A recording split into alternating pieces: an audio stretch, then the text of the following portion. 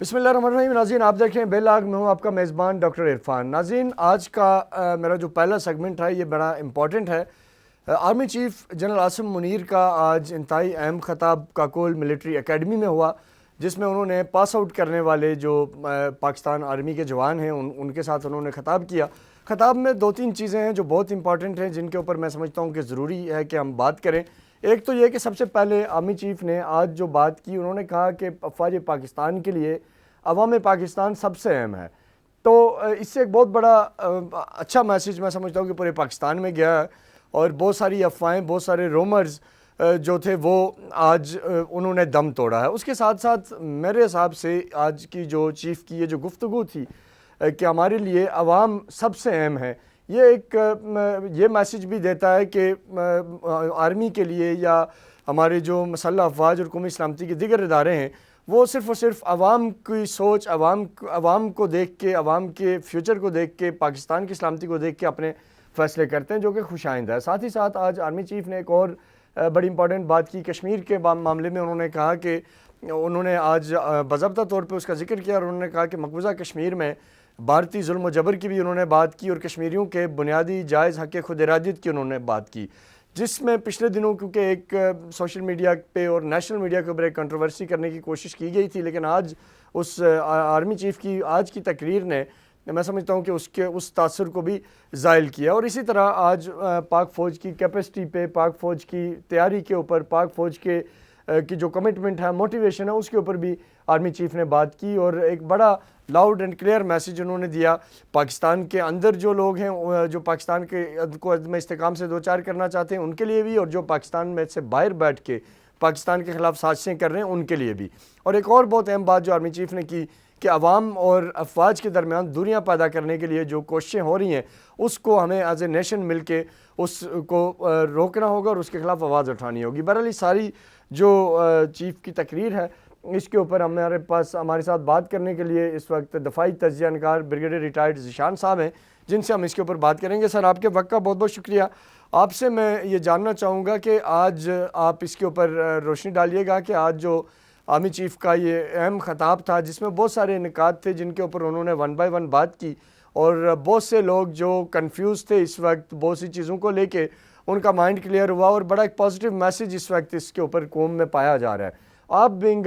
Retired army person, اور ایک آپ نے ظاہر آرمی لائف بھی دیکھی ہے، اب آپ عوامی سینٹیمنٹ کے ساتھ بھی جڑے ہوئے ہیں، تو آپ کیا کہیں گے کہ آج کی آرمی چیف کے خطاب کو آپ کیسے دیکھتے ہیں؟ بسم اللہ الرحمن الرحیم. بہت شکریہ آپ کا، آپ نے مجھے دعوت دی آج اس بہت اہم موضوع پہ بات کرنے کے لیے. جی میں سب سے پہلے دو تین چیزیں کہنا پسند کروں گا تاکہ ہم احاطہ کر لیں جو بھی آج ہم ڈسکشن کریں اس کا. پہلی بات تو یہ ہے کہ یہ جو خطاب تھا general Asim Munir chief of army staff کا، وہ ٹھیک. پاکستان ملٹری اکیڈمی کاکول میں تھا. اور پاکستان ملٹری اکیڈمی جو ہے اس کو پاکستان آرمی کا کریڈل سمجھا جاتا ہے، سب سے امپورٹنٹ انسٹیٹیوشن ہے جہاں پر آپ کیڈٹس کو ٹرین کر کے 2 سال کی ٹریننگ کے بعد ٹھیک. ان کو ایز کمیشن آفیسر فیلڈ میں لے کر آتے ہیں پاکستان آرمی میں. دوسری ٹھیک. چیز یہ تھی کہ جنرل عاصم منیر جنہوں نے کمانڈ سنبھالی پاکستان آرمی کی نومبر 2022 میں، ان کی take over as army chief کرنے کے بعد یہ پہلا موقع تھا جس میں وہ پی ایم اے کی پاسنگ آؤٹ ہو رہی تھی اور جس میں ان کو ایز چیف گیسٹ مدعو کیا گیا. Now, ان دونوں چیزوں کو بتانے کا میرا مقصد یہ ہے کہ یہ میں بتا دوں کہ یہ جو خطاب ہوتا ہے آرمی چیف کا پہلا پاسنگ آؤٹ پریڈ پر جا کر، وہ خطاب جو ہوتا ہے وہ بڑا امپورٹنٹ ہوتا ہے، جس میں وہ ایک اپنا ذہن، اپنی سوچ اور جو انہوں نے اپنے لیے ایک مشن سٹیٹمنٹ بنائی ہوتی ہے وہ جا کر اس کا اظہار کرتے ہیں. یہ خالی ان کیڈٹس کے لیے نہیں ہوتا جو کہ پاس آؤٹ ہو رہے ہوتے ہیں as commissioned officers of Pakistan army, یہ مکمل آرمی کے لیے اور اس کے علاوہ قوم کے لیے بھی یہ میسج ہوتا ہے. یعنی یہ اس کو ایک عام آدمی اس طرح بھی لے سکتا ہے کہ فوج جس پالیسی کو یا جن پرنسپلز کو لے کے چلتی ہے، یا جو ان آفیسرز نے جو آج ریٹائرڈ ہو رہے ہیں، جو آج پاس آؤٹ ہو رہے ہیں، یا جو فوج کے اندر موجود ہیں، ان کے لیے بیسیکلی ایک پالیسی لائن بھی اس کو کہا جا سکتا ہے؟ جی بالکل. فوج کا جو طریقہ کار ہے وہ سیاست سے تھوڑا سا مختلف ہوتا ہے. جی فوجی سسٹم میں آپ کے پاس چند مواقع ہوتے ہیں جہاں پر آپ جا کر بہت میجرڈ بات چیت کرتے ہیں، جس کو آپ بہت سوچ سمجھ کے بولتے ہیں. وہاں پہ ایکسٹمپور بات چیت نہیں کی جاتی. جیسے آپ نے کہا کہ یہ پبلک اس کو اس طرح لے سکتی ہے کہ آج جنرل عاصم منیر نے اپنی ایک پالیسی جو ہے اس کا احاطہ کیا ہے. مکمل پالیسی نہیں، مگر انہوں نے 4 باتیں جو ہیں وہ اگر ہم دیکھیں تو انہوں نے 4 چیزوں پہ زور دیا ہے. پہلی چیز انہوں نے یہ سمجھائی اور اس کو انہوں نے باور کرایا پاسنگ آؤٹ کیڈٹس کو کہ پاکستان آرمی کا کانسٹیٹیوشنل رول کیا ہے، اور اس میں انہوں نے قائد اعظم کا بھی ذکر کیا. دوسرا انہوں نے ریزالو دکھایا کہ ہم ہر صورت پاکستان کی نظریاتی اور پاکستان کی جغرافیائی حدود کا دفاع کریں گے. اور اس کے لیے انہوں نے یہ کہا کہ جی اگر ہمارے پاس وسائل کی کمی بھی ہے، ہم تعداد میں کم بھی ہیں، تو اس سے کوئی فرق نہیں پڑتا. جس پہ انہوں نے ایک پرائیڈ لی کہ پاکستان آرمی کا جو آفیسر ہے، پاکستان آرمی کا جو سولجر ہے، اس کو اس بات سے کوئی سروکار نہیں ہے کہ اس کی تعداد کم ہے یا اس کی ریسورسز کم ہے. اس کا جذبہ ایمان جو ہے وہ بہت تر و تازہ ہے، جس کو انہوں نے سورہ بقرہ کی آیت بھی کوٹ کی. ٹھیک سر، اس میں ایک چیز اگر آپ کہیں، میں چاہتا ہوں کہ دیکھنے والوں کو پراپر طریقے سے سمجھ آئے کہ جو انہوں نے ریسورسز کی بھی بات کی ظاہر ہے، اور ساتھ ہمیں پتہ ہے کہ پاکستان فوج کی جو تعداد ہے اس سے دنیا کی باقی افواج کی تعداد کئی گنا زیادہ ہے، جن سے ہمیں مسائل درپیش ہیں اس وقت. تو اس حوالے سے تھوڑا بہت اگر آپ بتانا چاہیں کہ جو ہماری ظاہر انڈین آرمی ہے، انڈیا کے پاس جو ریسورسز ہیں، جو وسائل ہیں، جو جس طرح کی ان کو فیسلٹیز ان کی گورنمنٹ یا ان کے پاس وسائل کی جو فراوانی ہے، تو اس کے ساتھ یا اوورال دنیا کی افواج کے ساتھ یہ جو بات تھی کمپیریزن تھا یا ایک جنرل بات کی آرمی چیف نے؟ دیکھیں، آرمی چیف نے جو بات کی اس کا براہ راست تعلق ان خطرات سے ہے جو پاکستان کو درپیش ہیں، اور وہ چیلنجز جن کا پاکستان آرمی نے مقابلہ کرنا ہے، اور وہ پرائمریلی انڈیا سے ہیں. انڈیا کی فوج ہم سے بہت بڑی ہے، بہت زیادہ ریسورسفل ہے. انڈیا کا بجٹ ہم سے 10 گنا ہے. مگر یہ چیز ذہن میں رکھی جائے کہ یہ ہمیشہ سے یہ ایکویشن جو تھی وہ اتنی ہی وہ لاپ سائیڈڈ رہی ہے. انڈیا ہمیشہ ایک ہمارا بہت بڑا دشمن سائز میں بھی اور وسائل میں بھی رہا ہے، اور مگر اس کے باوجود پاکستان آرمی نے اپنی پیشہ ورانہ صلاحیت اور اپنے جذبے اور اپنی قوم کی جو سپورٹ ہے اس کی وجہ سے ہمیشہ خطرات کا سامنا کیا اور کامیابی سے کیا، اور اپنے دفاع کو بہت مضبوط بنایا. ٹھیک. ابھی میں ایک چیز جو آپ نے شروع میں کہی تھی کہ عوام کی طاقت کی بات کی آرمی چیف نے، یہ بڑی امپورٹنٹ چیز ہے جو کہ یہ سمجھنی چاہیے کہ یہ میسج جو دیا انہوں نے یہ لوگوں کو دیا کہ پاکستان آرمی میں سوچ کیا ہے. پاکستان آرمی یہ سمجھتی ہے کہ عوام جو ہیں وہ اصل میں طاقت کا سرچشمہ ہے، اور یہ دینے کی ضرورت کیا تھی. آپ نے جیسے تھوڑی دیر پہلے اظہار خیال کیا کہ کشمیر کے لحاظ سے، پاکستان کے وسائل، آرمی کے وسائل کے لحاظ سے، پاکستان آرمی کی جو آپریشنل پریپیئرڈنس ہے، جو تیاری اس کی ہوتی ہے، اس کے لحاظ سے بہت ساری کنٹروورسیز کچھ دن پہلے میڈیا میں ڈسکس ہوئی. یہ چیز آرمی چیف نے بتدریج اب پوائنٹ بائی پوائنٹ اپنی اس اسپیچ میں کلیریفائی کی. پہلی چیز تو انہوں نے یہ کلیریفائی کی کہ کشمیر پہ کوئی سمجھوتا نہیں ہے. کشمیر کا جو وہ ہے، اور یہ بڑا ضروری بھی تھا بریگیڈیئر صاحب کہ پچھلے دنوں ایک جو آپ کی نظر سے بھی گزرا ہوگا ایک انٹرویو ایک صحافی کا، جس نے بڑی عجیب و غریب باتیں کر دی تھی، اور آپ یقین کیجئے کہ لوگ بڑے کنفیوژن کا شکار تھے کہ یار یہ باتیں یہ صاحب کیسے کر رہے ہیں. اور اگر لیٹس سپوز میں ایک جنرل بات کر رہا ہوں کہ اگر کسی اعلیٰ سطح میٹنگ کے اندر کوئی پلس مائنس ڈسکس ہوتے ہیں تو اس کو تو عموماً اگر اس طرح کی بات جو جیسے انہوں نے کہی تو اس سے بڑا اشتعال پایا جاتا تھا، پبلک بڑی پریشان تھی اور بڑی ایک عجیب و غریب نوعیت تھی. لیکن آج بہرحال آرمی چیف نے اس کا جیسے آپ نے فرمایا کہ بات کی تو اب جا کے چیزیں کلیئر ہو رہی ہیں اور بڑا پازیٹیو اس کا پبلک کے اندر میسیج آ رہا ہے. آپ بات جاری رکھیے سر. جی بالکل، آپ نے وہ ایک بہت غیر ذمہ دارانہ بیان بازی تھی، اور میں سمجھتا ہوں کہ حقیقت سے قطع نظر جو بھی حالات ہوتے ہیں وہ گھر کے اندر ہوتے ہیں. بہت ساری چیزیں ایسی ہوتی ہیں کہ جو آپ کو باہر نکل کے بات نہیں کرنی چاہیے. اگر کسی نے آپ سے کسی قسم کی بات کا ذکر کیا، کسی کمزوری یا کسی چیلنج کا ذکر کیا،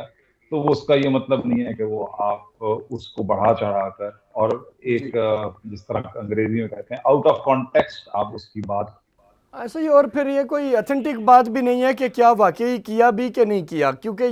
یہ جو صاحب ہیں یہ عموماً اپنی طرف سے بھی بہت ساری کہانیاں بنانے کے ماہر ہیں، اس سے پہلے بھی کر چکے ہوئے ہیں. میں اس پہ تو کوئی کمنٹ نہیں کر سکوں گا، مگر میں اتنا ضرور کہوں گا کہ قومی سلامتی کے جو امور ہوتے ہیں ان میں تھوڑے ذمہ داری کا مظاہرہ کرنے کی ضرورت ہے.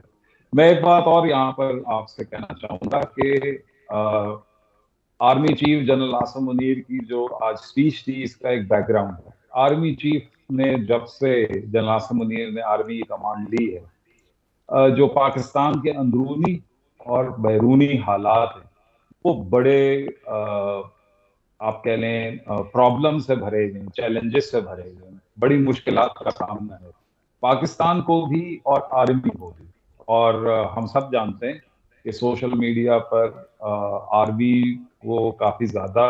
ٹارگٹ کیا جا رہا ہے، اور وہ ٹارگٹنگ جو ہے وہ مطلب کوئی اس کی سچائی اتنی نہیں ہے، مگر وہ ایک طرح کی فیلنگ ہے. لوگ یہ چاہتے ہیں کہ جو ان کا دل کر رہا ہے اس کے لحاظ سے اگر آرمی اپنی پالیسی بناتی ہے تو وہ ان کو آرمی اچھی لگتی ہے. اگر اس کے حساب سے آرمی پالیسی نہیں بنا رہی، اس کے برخلاف ہے یا وہ ان کے بالکل امید کے لحاظ سے نہیں ہے، تو وہ ان کو آرمی بری لگنے لگتی ہے. یہ چیز تھوڑا سا سمجھنے کی ضرورت ہے کہ آرمی چیف نے جو ذکر کیا کہ ہمیں کس قسم کی حالات کا سامنا ہے، اور ایک کوشش کی جا رہی ہے اندرونی طور پہ بیرونی طور پہ کہ عوام اور فوج کے درمیان ایک فاصلہ بڑھایا جائے. یہ بھی ایک بہت اہم نقطہ ہے جو آج کل پاکستان آرمی کے لیے بڑا چیلنج ہے، اور امید ہے کہ وہ اس سے کامیابی سے نکلیں گے. ٹھیک سر، ایک آخری سوال آپ سے، بس اس پہ تھوڑا سا آپ کامنٹ کیجئے گا، پھر ہم پروگرام کے اگلے سیگمنٹ کی طرف جائیں گے. ٹیررزم کے حوالے سے آج آرمی چیف نے کہا کہ فوج اور ہمارے جو قوم ہے مل کے ہم اس دہشت گردی کی جنگ کا مقابلہ کر رہے ہیں. تو اس حوالے سے آپ کیا سمجھتے ہیں کہ جو افواج پاکستان کے جوانوں کی جو قربانیاں ہیں، جو سویلینز کی قربانیاں ہیں، جو اوورال ایک ظاہر پاکستانی نیشن نے جو قربانی دی ہے، اس میں فوج بھی ہے، اس میں سویلینز بھی ہیں، پولیس بھی ہے، باقی لوگ ہیں، تو یہ ایک بڑا اچھا ان کی تمام سیکریفائسز کی اکنالجمنٹ ہے. اور اس سے فیوچر میں یہ جو وار آن ٹیرر ہے، اس سے قوم کے موٹیویشن میں اس میں مزید اضافہ ہوگا. اس حوالے سے آپ کیا کہنا چاہیں گے؟ دیکھیے، ہم نے کچھ عرصہ قبل بڑی فیصلہ کن جنگ جیتی تھی انہی دہشت گردوں کے خلاف، نیملی ٹی ٹی پی. اور اس جنگ کے بعد ایک عرصے تک امن و سکون رہا، جس میں جو سابقہ فاٹا اور کے پی کے ڈسٹرکٹس بن گئے، ان علاقوں میں کافی سوشو اکنامک ڈیولپمنٹ ہوئی، اور اسی طرح یہی کام بلوچستان میں بھی جاری ہے. جو بات آپ کر رہے ہیں کہ عوام کا ساتھ ہونا آرمی کے لیے بڑا اہم ہے، بالکل بغیر اس سپورٹ کے آرمی ٹیررزم کے خلاف جنگ کو نہیں جیت سکتی. اس میں نہ صرف یہ کہ عوام سے ہی نکل کر فوج کے جوان، فوج کے افسر آتے ہیں، وہ اسی پاکستان کی عوام کے بیٹے ہوتے ہیں، بھائی ہوتے ہیں، اور وہی لوگ ہیں جو اسی ملک اور عوام کے لیے اپنے جانوں کے نذرانے پیش کرتے ہیں، جس کی میرے خیال سے اس سے بڑی قربانی کوئی ہو نہیں سکتی، جو کہ وہ شخص بھی دے رہا ہے اور اس کی فیملی بھی دے رہی ہے، اس کا خاندان بھی دے رہا ہے۔ دوسری چیز ہے کہ عوام اگر نہیں چاہتی تو یہ جو دہشت گردی ہے یہ کبھی بھی جڑ نہیں پکڑے گی، اور عوام ہی کی مدد سے یہ جو انٹیلیجنس بیسڈ آپریشنز ہوتے ہیں، یہ بیسیکلی کیا ہوتا ہے، یہ انفارمیشن ہوتی ہے اور یہ انفارمیشن ایگزیکٹلی لوگ دیتے ہیں، اور جس کی بنیاد پہ یہ آپریشنز ہوتے ہیں۔ اور مجھے پوری امید ہے کہ بہت جلد پاکستان آرمی یہ جو زور پکڑ رہی ہے دہشت گردی دوبارہ سے، اس کو کنٹرول کر لیں گے۔ سر بہت بہت شکریہ آپ کے قیمتی وقت کا۔ ناظرین، آج ہم نے پروگرام کے پہلے سیگمنٹ میں army chief general Asim Munir کے آج کے خطاب کے حوالے سے تفصیل سے بات کی، بڑی امپورٹنٹ باتیں برگیڈیئر صاحب نے بھی بتائیں، اور آخری بات جو برگیڈیئر صاحب نے کہی کہ افواج پاکستان اور عوام پاکستان دراصل ایک ہی ہیں، کیونکہ آپ کا بھائی میرا بھائی، آپ کا بیٹا میرا بیٹا، یہی ہیں جو اس فوج کے اندر ہیں، اور یہ ملک کے لیے قربانیاں دے رہے ہیں۔ یہ اپنے پوری قوم کو سیف گارڈ کرنے کے لیے اپنی مقدس لوگوں کا نذرانہ دے کے آئے روز آپ دیکھیں، روزانہ کی بنیاد پہ ہم دیکھتے ہیں کہ ہمارے بہادر جو جوان ہیں وہ اپنی قربانیاں دے رہے ہیں، اس ملک کی حفاظت کے لیے قربانیاں دے رہے ہیں۔ تو اس میں اس سیگمنٹ کے آخر میں صرف یہ کہوں گا کہ جب بھی ہم اپنی افواج پاکستان کے خلاف بات کرتے ہیں یا جب بھی افواج پاکستان کے اوپر انگلی اٹھاتے ہیں، تو اس سے پہلے ہمیں یہ ضرور سوچنا چاہیے کہ ہمارا یہ جو امن ہے، یہ جو شہروں کی رونقیں ہیں، یہ ان کے پہاڑوں کے اوپر، سرحدوں کے اوپر اپنی جان کا نذرانہ دینے کی وجہ سے یہ دوبالا ہوتی ہیں۔ ان کا خون گرتا ہے تو آپ کے شہروں کا امن قائم ہوتا ہے۔ تو اس لیے ہمیں کسی دشمن کے ایجنڈے کا، کسی پروپیگنڈا وار کا کسی صورت ہمیں حصہ نہیں بننا چاہیے، ریسرچ کرنی چاہیے۔ پاکستان کے اندر جو افواج پاکستان کی قربانیاں ہیں ان کو غلط رنگ دے کے پیش کرنے کے لیے ایک پروپیگنڈا کیمپین مختلف جگہوں کے اوپر چل رہی ہے، مختلف لوگ اس کا حصہ ہیں، لیکن میرا اس پروگرام کے پہلے سیگمنٹ کا مقصد یہ تھا کہ ہمارے دیکھنے والوں کو یہ بتایا جائے کہ افواج پاکستان کی جو سیکریفائسز ہیں وہ اس بات کی متقاضی ہیں کہ ہم اپنی بہادر افواج کے ساتھ کھڑے ہوں۔ ناظرین، شارٹ سا بریک لیں گے، بریک کے بعد پروگرام کے اگلے حصے کی طرف بڑھیں گے، ہمارے ساتھ رہیے گا۔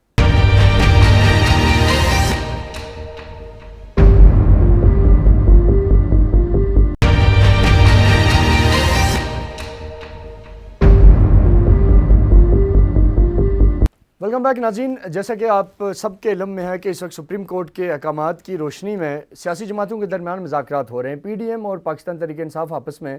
بات چیت کر رہی ہے، لیکن اس کے ساتھ ساتھ پی ٹی آئی یہ کیونکہ ٹکٹس بھی تقسیم کر چکی ہے اور ان کو اس وقت تک بھی وہ پراسرار ہیں اور انہیں لگتا ہے کہ 14 مئی کو الیکشن ہوں گے۔ دوسری طرف عدالتی احکامات کیونکہ آپ کے سامنے ہیں کہ وہ کئی دفعہ انہوں نے حکم دیا کہ جی فنڈز پرووائڈ کیے جائیں، لیکن اس کے بعد بھی فنڈ پرووائڈ نہیں ہوئے، چیزیں ڈیلے ٹیکٹس کی طرف جا رہی ہیں۔ آج الیکشن کمیشن کے حوالے سے بھی ذرائع یہ بتا رہے ہیں کہ انہوں نے تمام جو تیاریاں ہیں وہ روک دی ہیں، کوئی انتخابات کا ان کا 14 مئی کے لیے ان کی تیاریاں نہیں ہیں۔ اب اس ساری صورتحال میں آگے آنے والے دنوں میں حالات کس طرف جا سکتے ہیں؟ آج مریم نواز صاحبہ کی ٹویٹس بھی آپ کے سامنے، آپ کی نظروں سے گزرے ہوں گے، جس میں انہوں نے بڑا کلیئرلی جو سابق چیف جسٹس ہیں ان کے اوپر انہیں تنقید کا نشانہ بنایا، اور اسی طرح حکومت موجودہ چیف جسٹس اور 3 رکنی بینچ کے حوالے سے بھی جو خیال اظہار رائے کرتی آئی ہے وہ آپ کے سامنے ہے۔ کیا آنے والے دنوں میں سیاسی بحران تو اپنی جگہ تھا ہی تھا، کیا عدلیہ کے اندر بھی مزید مسائل بڑھتے جائیں گے، اور اگر عدالتی احکامات کے باوجود بھی چیزیں آگے نہیں بڑھیں گی تو اس کا کیا امپیکٹ آئے گا اور اس کا کیا اثر ہو سکتا ہے؟ ہمارے ساتھ اس وقت بین الاقوامی شہرت یافتہ ماہر قانون عرفان قادر صاحب ہمارے ساتھ ہیں، جن سے ہم اس ساری صورتحال پہ بات کریں گے۔ سر، آپ کے وقت کا بہت بہت شکریہ۔ سر، آپ سے میں یہی جاننا چاہوں گا کہ اس وقت کی جو سچویشن ہے، آپ کا بھی ایک آدھ دن پہلے میں ایک انٹرویو دیکھ رہا تھا، آپ بھی کہہ رہے تھے کہ جی موجودہ جو 3 رکنی بینچ ہے یہ بہت زیادہ باعث ہے، اور آپ بھی نے بھی بڑا آڑے ہاتھوں لیا تھا۔ تو سر، یہ ساری صورتحال کس طرف جاتی نظر آ رہی ہے آپ کو؟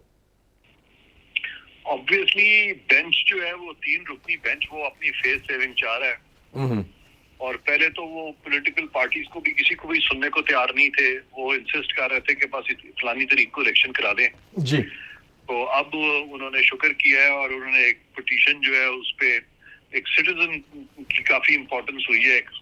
سٹیزن کی پٹیشن پہ اب انہوں نے کہا ہے کہ اب آپس میں اگر آپ مذاکرات کر سکتے ہیں تو کریں۔ تو اس سے لگ رہا ہے کہ سپریم کورٹ کو اپنی غلطی کا احساس ہو گیا ہے کہ ان سے جو بھی قانونی غلطیاں ہوئی ہیں،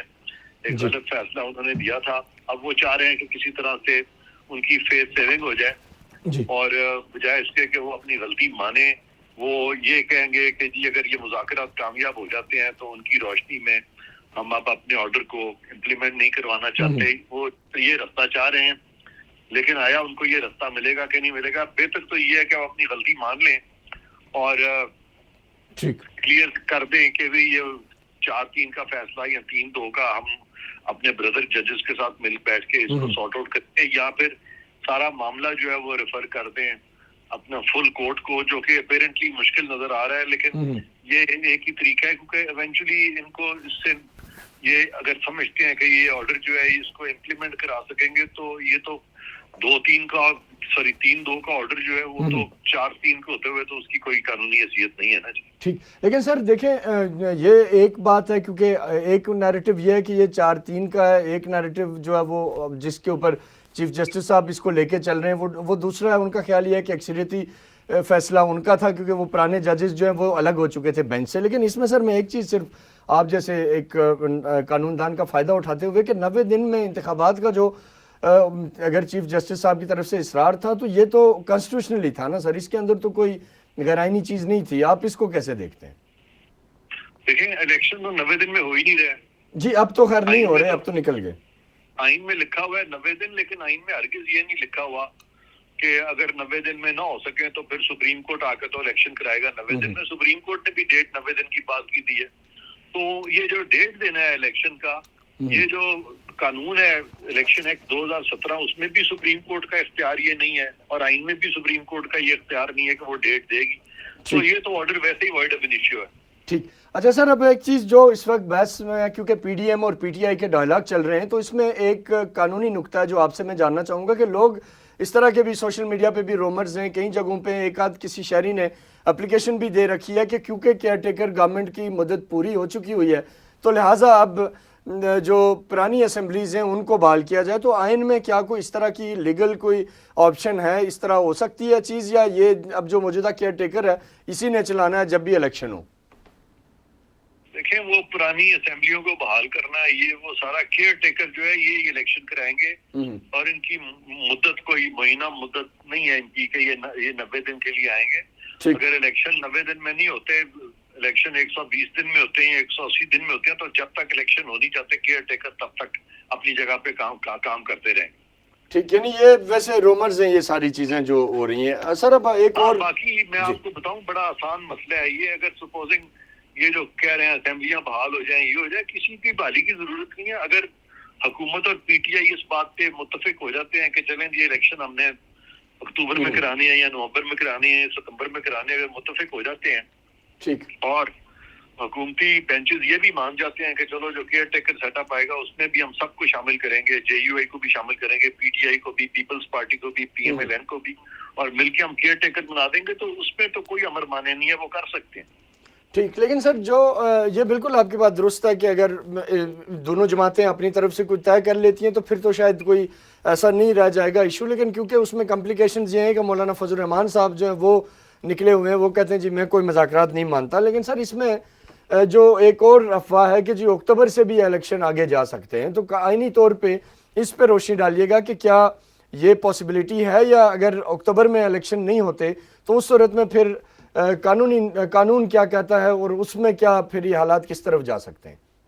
قانون سیدھا ہے جی کہ پہلی بات تو یہ ہے کہ میاں بیوی راضی تو کیا کرے گا قاضی، یعنی اگر یہ آگے جانے پہ اگرچہ متفق ہو جائے۔ اور دوسری بات یہ ہے کہ اگر مولانا فضل الرحمان راضی نہیں ہے، وہ اگر دونوں اسپاؤسز میاں بیوی اگر ناراضی یا ناراضگی، تو پھر بھی کیا کرے گا قاضی پھر بھی کچھ نہیں کر سکتا۔ اچھا، یعنی مولانا کو راضی کرنا پڑے گا قاضی کو اپنا فیصلہ منوانے کے لیے، آپ یہ کہنا چاہیں گے؟ نہیں، قاضی کے فیصلے کی تو کوئی حیثیت ہی اب نہیں رہ گئی نا، کیونکہ قاضی تو دوسرے قاضی نہیں مان رہے، 4 قاضی کہہ رہے ہیں کہ یہ تو فیصلہ ہمارا 4-3 سے تھا۔ سر کہیں توہین عدالت نہ ہو جائے، میں ہر پروگرام میں لوگوں سے یہ کہتا ہوں، کل فیصل کریم کنڈی صاحب کو بھی گزارش کی تھی، ہمارے آزاد کشمیر کے پرائم منسٹر کو توہین عدالت پہ اڑا دیا گیا، معمولی سی بات کہی تھی کہ جی سٹے کیوں دیتے ہیں، تو سر آپ بہت بڑے قانون دان ہیں، کہیں اس کے کنجے میں نہ آ جائیں۔ دیکھیں توہین عدالت تو یہ 3 ججز نے ان 4 ججز کی ہے، میرا خیال ہے اگر یہ میرے جیسے کو توہین عدالت لگائیں گے تو وہ 4 ججز چیف جسٹس کو بھی توہین عدالت لگا دیں گے، میں ادھر درخواست دے دوں گا۔ ٹھیک، تو سر آپ وہ فرما رہے تھے اکتوبر والے الیکشن کا، اس پہ بار روشنی ڈالیے گا کہ کیا اس کو ڈیلے کیا جا سکتا ہے آئینی طور پہ؟ الیکشن جو ہے وہ تو دیکھیں الیکشن کمیشن نے ڈیٹ ڈیٹرمن کرنی ہے نا،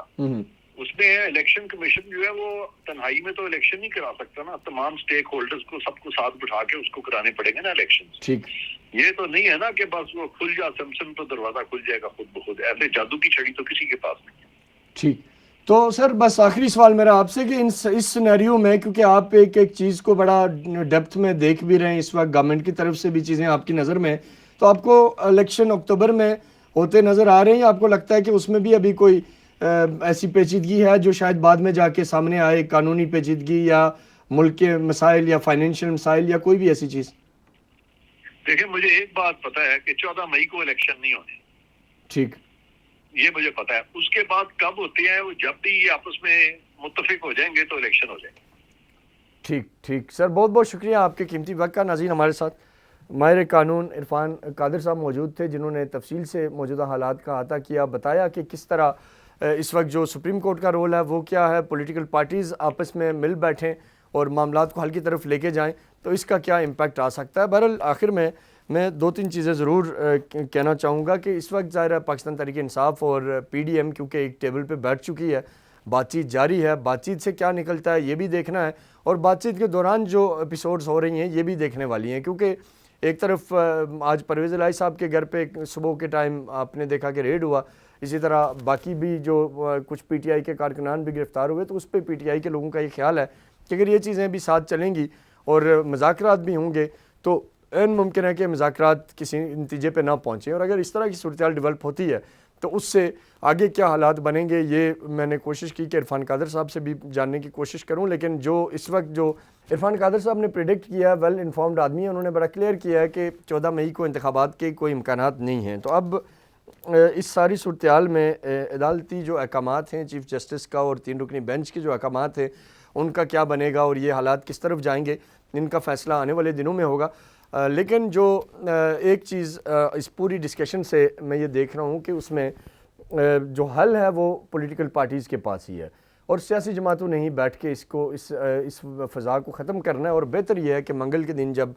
دونوں پارٹیز دوبارہ بیٹھیں تو گلے شکووں کے بجائے پروگریس کے اوپر بات کریں, فیوچرسٹک اپروچ کے ساتھ بات کریں, اور یہ دیکھیں کہ اس سینیریو سے ملک کو نکالنے میں وہ اپنا کیا کردار ادا کر سکتے ہیں. کیونکہ اس میں جہاں پولیٹیکل لوگ وکٹمائز ہو رہے ہیں وہیں ایک عام آدمی بھی اس کا وکٹم بن رہا ہے, ادارے بھی اس کی زد میں آ رہے ہیں. اس لیے ضروری یہ ہے کہ اس سٹیج کے اوپر انہیں بیٹھ کے کسی نہ کسی فیصلے کی طرف جانا ہوگا تاکہ ملک میں جاری جو موجودہ ہیجانی کیفیت ہے اس کا خاتمہ ہو سکے. اپنے میزبان ڈاکٹر عرفان کو اجازت دیں, اگلے ہفتے پھر ملاقات ہوگی, تب تک کے لیے اللہ حافظ. پاکستان پائندہ باد.